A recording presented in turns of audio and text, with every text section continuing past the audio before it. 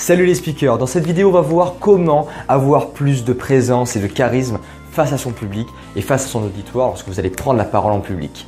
Mais d'abord laissez-moi vous raconter une petite histoire qui m'est arrivée. C'était il y a 2-3 ans lorsque je débutais dans le milieu du théâtre, j'avais pas de prestance, j'avais pas de présence, je manquais de charisme. Les gens ne me regardaient pas vraiment lorsque je prenais la parole en public, lorsque je devais faire des improvisations, on m'entendait pas, on me voyait pas, la scène était grande donc je me perdais au milieu de la scène, je manquais vraiment d'impact et de présence face à mon public. Donc je suis allé voir ma prof de théâtre pour lui demander comment est-ce que je pouvais faire, quelles techniques je pouvais mettre en place pour justement développer ma présence, développer mon charisme pour être plus impactant, être plus présent sur scène face à mon public. Et là elle m'a dit pas de problème, on va mettre en place certaines techniques et ces techniques je vais vous les apprendre. Donc c'est des techniques que j'ai expérimentées avec ma prof lors de mes cours de théâtre et puis que j'ai pu tester lors de représentations théâtrales devant des centaines de personnes. J'ai lu des livres sur le sujet, j'ai regardé de nombreuses vidéos, j'ai demandé et parlé avec des conférenciers, des gens qui devaient prendre la parole en public et pour savoir comment est-ce qu'ils faisaient justement pour avoir plus de présence et être beaucoup plus présent sur scène et ancré sur la scène. Donc voilà, j'ai expérimenté, j'ai testé, je me suis cassé la gueule de nombreuses fois, mais j'ai expérimenté et testé de nombreuses idées, de nombreuses techniques qui désormais marchent. Et aujourd'hui, j'ai envie de vous proposer de partager toutes ces méthodes, toutes ces petites techniques que j'utilise désormais lors de mes présentations pour avoir plus de présence. Je vais vous partager toutes ces techniques et on va en parler maintenant. Alors premièrement, la chose sur laquelle il faut que vous fassiez vraiment très attention si vous voulez avoir plus de présence, avoir plus de prestance, de charisme face à votre public, c'est votre posture. Votre posture est ce qu'il y a de plus important si vous voulez améliorer ça.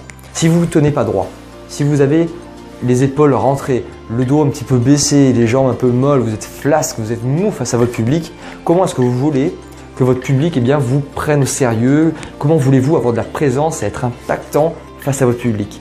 Il faut que vous vous redressiez, redressez-vous, tirez les épaules vers l'arrière, gonflez un petit peu votre thorax, votre poitrine et ancrez-vous dans le sol. Ancrez vos jambes, ancrez vos pieds vraiment dans le sol, comme si vos pieds étaient des racines qui s'enracinaient au plus profond de la terre, tout en restant flexible sur vos appuis. Il faut vraiment que vous cherchiez à vous imposer sur scène, à prendre place sur la scène et à vous imposer face à votre public pour justement être remarqué et développer votre charisme. Après, le deuxième point sur lequel il faut que vous jouiez, sur lequel il faut que vous appuyiez, que vous vous entraîniez si vous voulez développer justement votre charisme et votre présence sur scène, c'est votre gestuelle. Ça va être toute votre gestuelle, vos déplacements, comment vous allez utiliser vos mains, comment vous allez utiliser votre visage, comment vous allez vraiment bouger, gesticuler sur scène.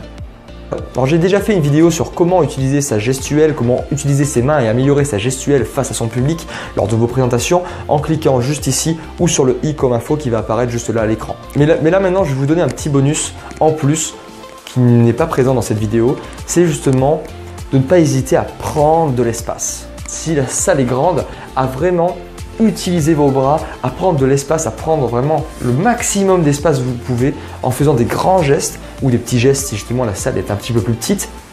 Mais n'hésitez pas justement à prendre de l'espace. Vous pouvez aussi surtout vous déplacer, n'hésitez pas à vous déplacer tout le long de la scène, sur les côtés, devant, en arrière, pour prendre vraiment, pour occuper l'espace, pour vraiment prendre le plus d'espace possible et être présent un petit peu partout parce que généralement, moi je me rappelle, lorsque je faisais du théâtre, les scènes étaient très grandes, généralement, lorsqu'on devait faire des représentations théâtrales. Et lorsque vous êtes tout seul sur scène, c'est très dur justement d'occuper l'espace. On se perd très rapidement sur une scène vide tout seul.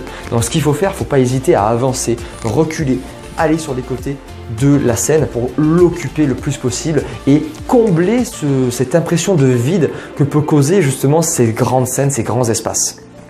Ensuite, le troisième point sur lequel il faut que vous fassiez attention, c'est qu'il faut que vous soyez convaincu par ce que vous dites. Soyez vraiment convaincu parce que pour être convaincant, si vous voulez convaincre votre public, il faut être convaincu par ce qu'on dit. Si vous parlez comme ça, alors là oui, la prise de parole en public, c'est super intéressant. Non. Votre public va en avoir marre, vous allez ennuyer votre public et vous n'allez pas vraiment les captiver. Parce que la présence, ça passe d'une part par la gestuelle, mais ça passe aussi par l'état d'esprit dans lequel on est. Si vous avez un taux d'énergie qui est vraiment bas, que vous ne cherchez pas à mettre l'effort, que vous ne cherchez pas à faire passer votre message de manière impactante en étant convaincu par ce que vous dites, votre public ne va pas vous regarder, il ne va pas être intéressé par ce que vous dites et ça ne va pas développer votre charisme. Une personne charismatique, c'est quelqu'un qui arrive à faire passer ses idées, mais qui est convaincu par ses idées. très certainement l'un des points les plus importants et voire même les plus difficiles que j'ai pu rencontrer lorsque lorsque je faisais du théâtre, bien justement, c'est de faire des pauses. J'avais la fâcheuse manie de parler très vite, de débiter très vite, de pas m'arrêter, de parler très vite comme ça, sans m'arrêter. De jamais faire de pause, de jamais temporiser. Bien justement, c'est une erreur que j'ai faite et que très certainement vous devez faire, de parler trop vite, de ne pas temporiser, de ne pas faire de pause entre vos phrases, parce que justement, ça vous empêche de dramatiser d'une part votre discours, de théâtraliser et de dramatiser votre discours et d'autre part de laisser le temps à votre public de comprendre et d'assimiler tout ce que vous dites. Donc faire des pauses, vraiment c'est quelque chose d'hyper important. Temporiser votre discours. Prenez le temps, franchement vous avez le temps d'expliquer les choses, alors n'hésitez pas à ralentir le débit et le flot de vos paroles lorsque vous prenez la parole en public. Et surtout faites des silences. Ça ne va pas être des blancs. Ça va être des silences. Et ces silences, moi je me rappelle lorsque je montais sur scène pour mes représentations théâtrales, justement, vous comprenez l'importance de faire des silences lorsque vous avez votre public face à vous. Mais la pause, pour moi, c'est vraiment un moyen de mieux se relancer sur la suite, sur la phrase qui va arriver juste après. Faire des pauses dans votre discours, ça va permettre de le dramatiser. Et moi je me rappelle lorsque je prenais la parole en public, lorsque je faisais mes représentations théâtrales devant 300 personnes, vous pouvez vraiment sentir la tension qui est palpable lorsque vous faites des pauses face à votre public. Vous les regardez, vous faites votre pause et vous les regardez droit dans les yeux. Et vous sentez vraiment qu'ils attendent la suite. Et vous sentez vraiment qu'ils sont pendus à vos mots, qu'ils sont pendus à vos lèvres et qu'ils attendent la suite et qu'ils sont vraiment waouh, qu'il y a vraiment une tension qui est palpable, une tension qui est vraiment électrique lorsque vous faites des pauses pour dramatiser votre discours en faisant des pauses. Donc voilà, cette vidéo sur comment avoir plus de présence, comment avoir plus de charisme face à votre public est terminée. J'espère qu'elle vous a plu. N'hésitez pas à vous abonner à ma chaîne pour recevoir une petite notification dès qu'une nouvelle vidéo est publiée tous les soirs à 21 h du lundi au vendredi. Et surtout n'oubliez pas, prenez la parole en public. Ciao!